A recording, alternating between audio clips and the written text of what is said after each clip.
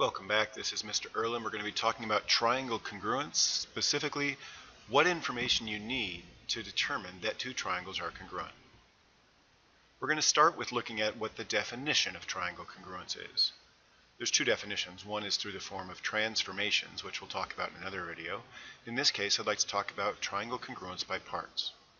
Two triangles are congruent if and only if all corresponding angles and all corresponding sides are congruent. In other words, if you align the two shapes such that the right pieces line up visually, the parts in the same location have the same dimension.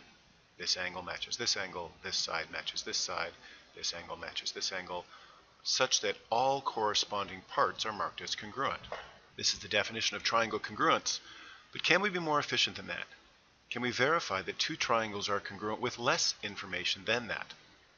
I think so. Let's take a look. Can we do it with just one angle? Well, if I take a triangle and I find an angle and I move that angle over, let's see if we can build triangles with that angle. And if we can build only one triangle, then the triangle must be congruent. If we build a different triangle, but it does have that angle, that shows me that two triangles can be built with this single angle. Therefore, it's not unique enough in its information to establish that two triangles sharing just one angle must be congruent. Therefore, a single angle is not enough information to prove congruence. What about a single side? If we take a triangle and measure one side and build another triangle with that single side, will that second triangle necessarily be the same as the first triangle? It's possible, but it's not required. We could have another triangle that has that same side length, but is not a congruent triangle. Again, not enough information. What about two angles? Well, if we take the two angles in a triangle and carry them over to build another triangle that has those two angles, must it be the same triangle? Well, it could be, but because we're not restricted on side lengths, it's also possible that we could have a smaller triangle that still has the same two angles, but the triangles are not congruent. Therefore, no, two angles is insufficient. What about two sides? Well, let's take two sides of a known triangle, bring them over and build a triangle based on that. Yes, it can produce the same triangle, but it doesn't have to. I could in fact end up with a triangle with a different angle measure with the same side lengths. Thus, two sides is also insufficient to prove triangle congruence. What about three angles?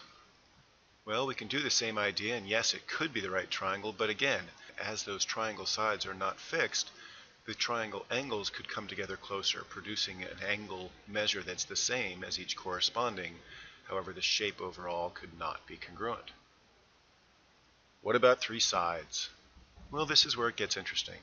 If we were to take three sides of a triangle and position them together, turns out those three sides will always produce the triangle in question.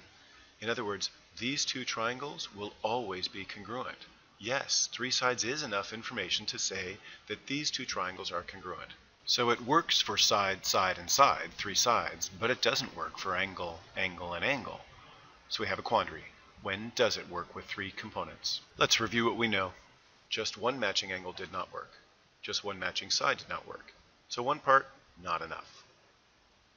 Two matching angles, two matching sides, also not enough. Three matching angles didn't work, but three matching sides did work. Therefore, we know that three is enough if they're the right parts. In the next unit, we'll talk about what those parts need to be to prove two triangles are congruent.